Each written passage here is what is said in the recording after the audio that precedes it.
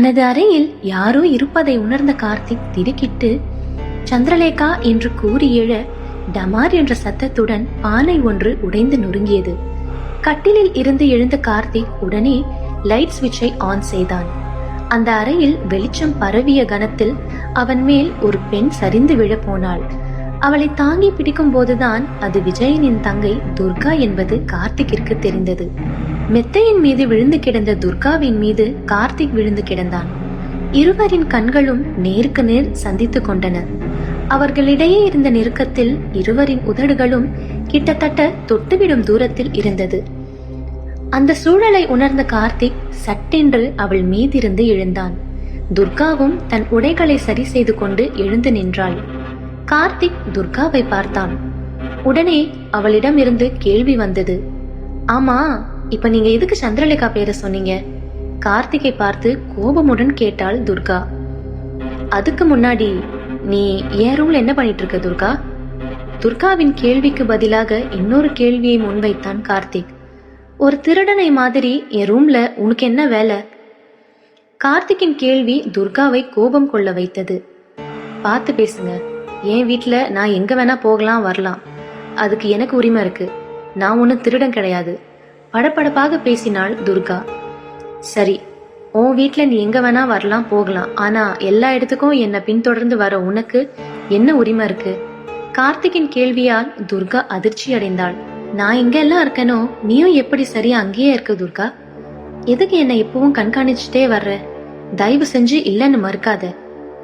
நான் என் 2 கண்ணால பார்த்ததை தான் சொல்றேன் என்று உறுதியாக சொன்னான் கார்த்திக். அப்படி என்ன பாத்தீங்க? சும்மா வாய்க்கு வந்ததெல்லாம் சொல்லாதீங்க என்று பேசும்போதே தடுமாறினாள் துர்கா. நீ என்னை பின்தொடர்ந்து வரன்னு எனக்கு நல்லா தெரியும் துர்கா. அன்னைக்கு ராத்திரி என்னை காப்பாத்துறதுக்காக வந்தேன்னு சொன்ன. அதுக்கப்புறம் பாழடைஞ்ச மாளிகைக்கு வந்த. எனக்கு தெரியும் அது நீதான்னு. நான் உன் தாவணிய அன்னைக்கே கவனிச்சேன். உண்மையை சொல்லு துர்கா, எதுக்காக நீ இதெல்லாம் செய்யற? கார்த்திக் சற்றே உரத்த குரலில் சொல்லி முடித்தான். இப்ப எதுக்கு கத்துறீங்க என்று துர்கா அவனை நெருங்கி வந்தாள். உங்களை பின்தொடர்ந்து வந்து பாக்குறதுக்கு நான் ஒன்னும் போலீஸ்காரி கிடையாது. நீங்க ஒரு முட்டாள். ஒரு பெண்ணோட மனசுல என்ன இருக்குன்னு தெரிஞ்சுக்க முடியாத முட்டாள். என்ன சொல்ற துர்கா? கார்த்திக் வியப்புடன் அவளை பார்த்து கேட்டான். துர்கா அவனை ஒரு கணம் தீர்மானமாக பார்த்துவிட்டு பேசத் தொடங்கினாள். எனக்கு உங்களை பிடிச்சிருக்கு கார்த்திக். நான் உங்களை விரும்புறேன். துர்காவின் பதிலை கேட்ட கார்த்திக் ஒரு நொடி திகைத்து போனான். நிஜமாதான் சொல்றியா? கார்த்திக் அவளை பார்த்து கேட்டான். ஆனால் துர்கா எந்த பதிலும் சொல்லாமல் அவனை சில நொடிகள் பார்த்துவிட்டு அறையை விட்டு வெளியேறி மாடிக்கு சென்றாள். துர்காவின் கோபத்தையும் வருத்தத்தையும் பார்த்த கார்த்திக் அவளை தொடர்ந்து அறையிலிருந்து வெளியேறினான். இப்போது இருவரும் திறந்த வானத்திற்கு கீழே நின்று கொண்டிருந்தார்கள். சில்லென்ற காற்று அவர்கள் இருவரின் உடல்களை தழுவி சென்றது. கார்த்திக் துர்காவை நேருக்கு நேர் நின்று பார்த்தான். கார்த்திக்கின் பார்வையை எதிர்கொள்ள முடியாதவளாக துர்கா அங்கிருந்து நகர்ந்தாள். கார்த்திக் அவள் கைகளை பிடித்து நிறுத்தினான். ஒரு நிமிஷம் நில்லு துர்கா, நான் என்ன சொல்ல வர்றேன்னு முழுசா கேட்டுட்டு போ. துர்கா அவன் முகத்தை பார்க்காதவளாக நின்று கொண்டிருந்தாள். எனக்கும் உன் மேல விருப்பம் இருக்கு துர்கா. கார்த்திக்கின் பதிலை கேட்ட மாத்திரத்தில் துர்கா தலை நிமிர்ந்தாள். கார்த்திக் அவளிடம் நெருங்கி வந்தான். உன் மேல நான் கோவப்பட்டதுக்கான காரணமே நான் உன்னை எழுந்திடக்கூடாதுன்னு தான் துர்கா. கார்த்திக் நிதானமாக தன் மனதில் இருப்பவற்றை சொல்ல தொடங்கினான். நான் எப்பவுமே உன்னை எழுந்திடக்கூடாதுன்னு நினைக்கிறேன். நம்மளோட முதல் சந்திப்பு மோதலா அமைஞ்சிருக்கலாம், ஆனா அதுலதான் எனக்குள்ள காதலும் ஆரம்பிச்சது. நான் என்னையே அறியாம உன்கிட்ட தொலைஞ்சு போறத உணர்ந்தேன். உன்னை என் வாழ்க்கையோட இணைச்சுக்கணும்னு ஆசைப்பட்டேன். ஆனா இங்க இருந்த சூழ்நிலை எல்லாத்தையும் சிக்கலாக்கிடுச்சு. உன்னையே நான் சந்தேகப்பட்டுட்டேன். ஆனா என்ன நடந்தாலும் உன்னை விட்டு கொடுக்க கூடாதுன்னு தெளிவா இருந்தேன் துர்கா. பேசி முடித்த கார்த்திக்கின் குரல் தழுதழுத்தது. கார்த்திக் தொடர்ந்து பேச வாயெடுத்த போது துர்கா தன் விரல்களால் அவன் வாயை புத்தி தடுத்தாள். நீங்க நிஜமாவே முட்டாள்தான். என்னை பாக்குறப்போ ஏதேதோ பேசுவீங்க, ஆனா மனசுல இருக்கிற இந்த விஷயத்த பேசாம விட்டுட்டீங்களே. செல்லமாக கடிந்து கொண்டாள் அவள். கார்த்திக் அவள் இடையை பிடித்து தனக்கு நெருக்கமாக இழுத்தான். அவளின் பார்வை அவனை என்னமோ செய்தது. நானும் உன்னை காதலிக்கிறேன் துர்கா. இதை நான் சொல்லாம இருந்திருக்கலாம், ஆனா உண்மை இதுதான். ஒரு முட்டாளா நான் உன்கிட்ட மன்னிப்பு கேட்டுக்கிறேன் என்று கார்த்திக் அவள் இதழ்களை விரல்களால் வருடினான். ஐ லவ் யூ துர்கா என்று அவள் கண்களை பார்த்து அழுத்தமாக கூறினான். அடுத்த கணமே வானத்தில் மின்னலொன்று பளிச்சென்று கிழித்து விட்டு போனது. அங்கிருந்து மேகங்கள் ஒன்று சேர்ந்து சொட்டு சொட்டுகளாக மழை நீரை தூவ ஆரம்பித்தது. தங்களின் காதலை ஒருவருக்கொருவர் பகிர்ந்து கொண்ட கார்த்திக்கும் துர்காவும் மழையின் நடுவே நின்று கொண்டிருந்தார்கள். துர்கா வெட்கத்தில் தலை குனிந்து நின்றாள். கார்த்திக் அவள் முகத்தை பிடித்து மேலே நிமிர்த்தினான். அவள் உதட்டில் மென்மையான ஒரு முத்தத்தை பதித்தான். வெட்கத்தில் துர்கா பின்னால் விலகிய போது கார்த்திக் அவளை பிடித்து இன்னும் நெருக்கமாக இழுத்து கொண்டான். துர்காவின் முகத்தில் இருந்த பரவசத்தை அவன் தெளிவாக பார்த்தான். துர்கா அவனை பார்த்து புன்னகைத்தாள். கார்த்திக் அவளை ஒரே அடியாக தூக்கி கொண்டு அறைக்குள் சென்றான். அந்த அறையில் இருவரிடமும் ஒரு அழகான மௌனம் நிலைத்திருந்தது. மழையில் நனைந்ததில் இருவரின் உடைகளும் உடலோடு ஒட்டி போயிருந்தது. துர்காவின் கண்கள் கார்த்திகை கிறுக்கு பிடிக்க செய்தது. அப்போது நனைந்திருந்த தன் கூந்தலை துர்கா விசிறிய போது மழையின் துளிகள் கார்த்திகின் முகத்தில் தெரித்து விழுந்தது. தன் கைகளால் தலையை துவட்டியபடி கார்த்திக் துர்காவை நெருங்கினான். துர்கா ஈரத்தில் நனைந்திருந்த தன் உடையை சரி செய்து கொண்டிருந்தாள். அவள் தோள்களை பிடித்து தன் பக்கமாக திருப்பினான் கார்த்திக். மீண்டும் அவள் உதட்டில் மென்மையாக முத்தமிட்டான். இருவரின் உடல்களும் உரசி கொண்டிருக்க அவர்கள் நெருக்கமாக நின்று கொண்டிருந்தார்கள். கார்த்திக் அவள் இடையில் கை வைத்தான். துர்கா 2 கைகளாலும் அவனை பின்னால் இருந்து நெருக்கமாக கட்டி கொண்டாள். இருவரும் தங்களை மறந்து நீடித்த முத்தத்தில் மூழ்கி போனார்கள். அந்த அறையில் பரவியிருந்த சன்னமான நிலவொளி அவர்களை எல்லை மீறி போக தூண்டியது. கார்த்திக் துர்காவை மெத்தையின் மீது படுக்க வைத்தான். இருவரின் உடல்களும் ஒன்றோடு ஒன்று நெளிந்து கொண்டிருந்தது. தட் தட் தட் என்று துடித்து கொண்டிருக்கும் துர்காவின் இதய துடிப்பும் அவளின் உஷ்ணமான மூச்சு காற்றும் கார்த்திக்கின் கட்டுப்பாட்டை இழக்க செய்தன. அடுத்த சிறிது நேரத்தில் அவர்கள் இருவரும் ஆடைகள் அனைத்தையும் கலைத்துவிட்டு ஒரு போர்வைக்குள் அடங்கியிருந்தார்கள். கார்த்திக் தன் விரல்களை துர்காவின் உடல் முழுக்க படர செய்தான். அவள் உடலின் அத்தனை இடங்களிலும் முத்தம் பதித்தான். கார்த்திகின் விரல் படும் போதெல்லாம் துர்காவின் உடல் லேசாக நடுங்கியது. அவள் இப்படி ஒரு அனுபவத்தை இதுவரை அனுபவித்ததில்லை.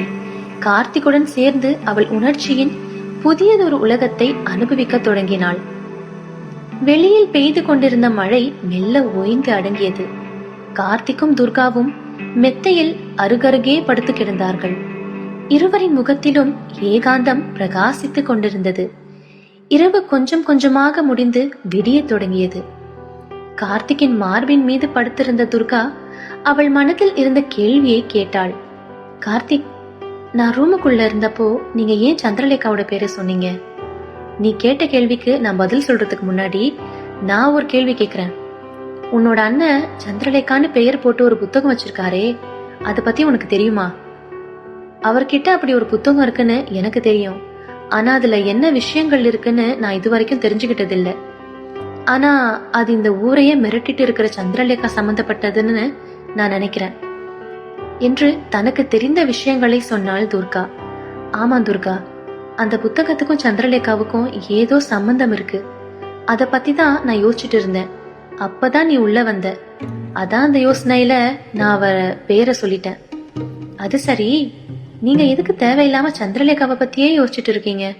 கார்த்திகிடம் கேட்டாள் துர்கா. அது ஏன் எதுக்குன்னு சொல்ல இது நேரம் இல்ல துர்கா. ஆனா எல்லா விஷயத்தையும் நான் உன்கிட்ட தெளிவா சொல்லுவேன். கொஞ்சம் பொறுமையாரு. தயவு செஞ்சு என்னை நம்பாம போயிடாத என்று சொல்லிவிட்டு அவள் நெற்றியின் மீது இதமாக முத்தமிட்டான். இருவரும் அன்போடு அணைத்து கொண்டார்கள்.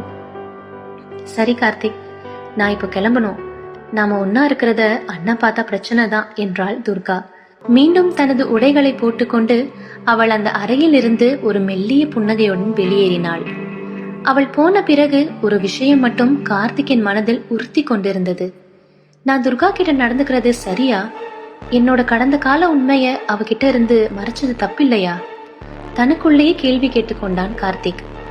ஒரு பக்கம் சந்திரலேகா, இன்னொரு பக்கம் துர்கா என்று இருவரை பற்றிய சிந்தனைகளில் கார்த்திக் மூழ்கியிருந்த போது யாரும் பார்க்காத வகையில் விஜயன் வீட்டிலிருந்து வெளியேறினான்.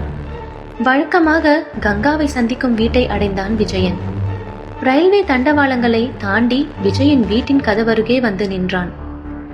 ஆனால் அவன் பூட்டி சென்ற வீட்டின் கதவு இப்போது திறந்திருந்ததை பார்த்து அவனுக்கு வியப்பாக இருந்தது. ஆனால் உள்ளே நுழைந்த விஜயன் அங்கு கிடந்த கங்காவை பார்த்தபோது அதிர்ச்சியில் உறைந்தான். கங்கா, உனக்கு என்னாச்சு என்று அவளிடம் ஓடினான். அரை மயக்கத்தில் கங்கா தரையில் கிடந்தாள். அவளை சுற்றி சில மர்மமான பொருட்கள் சிதறி கிடப்பதை விஜயன் கவனித்தான். உடனே அவன் கங்காவை தூக்கி கட்டிலின் மேல் படுக்க வைத்து அவள் முகத்தில் தண்ணீரை எடுத்து தெளித்தான். கங்கா மெதுவாக தன் கண்களை திறந்து சுய நினைவுக்கு திரும்பினாள். என்னாச்சு கங்கா, யாராவது இங்க வந்தாங்களா என்று அவளை தூக்கி தன் மேல் சாய்த்து கொண்டு கேட்டான் விஜயன். பிறகு கீழே கிடந்த பொருட்களை காட்டி, ஆமா இதெல்லாம் என்ன கங்கா? மண்டவோடு, மெழுகுவத்தி, கழுகிரகு, எப்படி இதெல்லாம் இங்கே வந்துச்சு? விஜயன் பதட்டத்துடன் அவளை பார்த்து கேட்டான். கங்கா கண்ணீரோட பதில் சொல்ல தொடங்கினாள். விஜயன், என்னை மன்னிச்சிடுங்க, நான் ஒரு தப்பு பண்ணிட்டேன் என்று கலங்கினாள் கங்கா. என்ன சொல்ற கங்கா? ஆமா, இந்த பொருட்களை எல்லாம் இங்க கொண்டு வந்தது நான் தான். நீ எதுக்கு கங்கா இதெல்லாம் எடுத்துட்டு வந்த? இதை வச்சு என்ன பண்ண முடியும்? குழப்பமுடன் கேட்டான் விஜயன். நான் விலமாதுவா இருந்தப்போ மந்திரம் தந்திரம் தெரிஞ்ச ஒரு வடநாட்டு ஆசாமிய சந்திச்சேன். அவர்கிட்ட சில விஷயங்களை நானும் கத்துக்கிட்டேன். அது மூலமா ஆத்மாக்களோட பேச முடியும். நேற்று ராத்திரி நான் அந்த முயற்சியில ஈடுபட்டேன். கங்காவின் வார்த்தைகளை கேட்ட விஜயனுக்கு வியர்த்து கொட்டியது. நீ எதுக்காக ஆத்மாவோட பேசணும் கங்கா? அப்படி யார்கிட்ட பேச போன? அந்த கேள்விக்கு பதிலாக சந்திரலேகா என்று கங்கா சொன்னபோது பயத்தில் விஜயன் நடுங்கினான். என்ன சொல்ற கங்கா? நீ சந்திரலேகாவோட ஆத்மா கிட்ட பேச முயற்சி செஞ்சியா? ஆமாங்க, ஆனா நான் அப்படி செஞ்சதுக்கு காரணமே உங்க மேல உள்ள அக்கறையினாலதான். எப்படியாவது சந்திரலேகாவை கட்டுப்படுத்தி உங்களுக்கு உதவி செய்யணும்னு ஆசைப்பட்டேன் என்றாள் கங்கா. உனக்கு என்ன பைத்தியமா? உன்னால எப்படி சந்திரலேகாவை கட்டுப்படுத்த முடியும்? கோபமுடன் அவளை ஏறிட்டான் விஜயன். என்ன புரிஞ்சுக்கோங்க, நான் இதை செஞ்சதே இந்த ஊர் மக்களுக்காகவும் உங்களுக்காகவும் தான். ஆனா அதுல இப்படி ஒரு தப்பு நடக்கும்னு நான் எதிர்பார்க்கல என்றாள் கங்கா. தப்பா? முதல்ல அது என்ன தப்புன்னு சொல்லு கங்கா. விஜயன் அதிகமாகவே பதட்டமடைந்தான். ஒரு கணம் மூச்சை நன்றாக இழுத்து விட்டு கொண்டு கங்கா அவனுக்கு பதில் சொன்னாள். நான் சந்திரலேகாவை கட்டுப்படுத்துற மந்திரத்துல பாதி தூரத்தை அடைஞ்சிட்டேன். அதுக்கேத்த மாதிரி சந்திரலேகாவும் என் மந்திர சக்திக்கு கட்டுப்பட்டு இந்த அறைக்குள்ள வந்தா. கங்கா சொல்லியதை கேட்க கேட்க விஜயனின் இதய துடிப்பு குதிரை வேகத்தில் ஓடியது. ஆனா கடைசியில என்னோட சக்தியால அவளை முழுசா கட்டுப்படுத்த முடியல. இதனால சந்திரலேகா கடுமையான கோபத்துல இருப்பா. இப்போ அவளால இந்த ஊர்ல எந்த ஆபத்து நடந்தாலும் அதுக்கு நானும் ஒரு காரணம் தான். தெரியாம இப்படி ஒரு தப்ப செஞ்சிட்டேன் என்று விஜயனின் மீது சாய்ந்து கொண்டு கண்ணீர் விட்டாள் கங்கா. கங்காவின் நிலைமையை பார்க்க விஜயனுக்கு பரிதாபமாக இருந்தது. அவளுக்கு ஆறுதல் சொல்லி தேற்ற வேண்டும் என்று அவன் நினைத்தான். சரி விடு கங்கா, நடந்த விஷயம் எல்லாம் நடந்ததாவே இருக்கட்டும், அதையெல்லாம் இத்தோட மறந்துரு என்று சொல்லி அவளை அணைத்து கொண்டான் விஜயன். தப்பி தவறி கூட இந்த விஷயத்தை பத்தி நீ யார்கிட்டயும் சொல்லாத, எல்லாத்தையும் நான் சரி பண்ணிக்கிறேன் என்று சொல்லி அவளை கட்டிலின் மீது அமர வைத்தான். நீ நிதானமா இரு, நான் போய் தண்ணி எடுத்துட்டு வரேன் என்று சொல்லிவிட்டு விஜயன் அங்கிருந்து வெளியேறினான். அவன் வெளியேறிய அடுத்த கணம் கங்கா தன் கண்களில் வடிந்து கொண்டிருந்த கண்ணீரை துடைத்து கொண்டு ஒரு தந்திரமான புன்னகையை தன் முகத்தில் கொண்டு வந்தாள். சந்திரலேகாவை இல்ல, என்னோட ஆசை கணவனே, உன்னையும் நான் என் கட்டுப்பாட்டுல கொண்டு வருவேன் என்று குரூரமாக தனக்கு தானே சொல்லிக்கொண்டு புன்னகைத்தாள் கங்கா. கங்காவின் திட்டம் என்ன? அவளுக்கும் சந்திரலேகாவுக்கும் என்ன தொடர்பு? கார்த்திக்கின் வாழ்க்கையில் அடுத்து நடக்க போவது என்ன? தொடர்ந்து கேளுங்கள். சந்திரலேகா. இந்த வீடியோவை லைக் பண்ணுங்கள், உங்கள் ஃப்ரெண்ட்ஸ்க்கும் ஷேர் பண்ணுங்கள், அப்புறம் எங்கள் சேனலை சப்ஸ்கிரைப் பண்ணுங்கள்.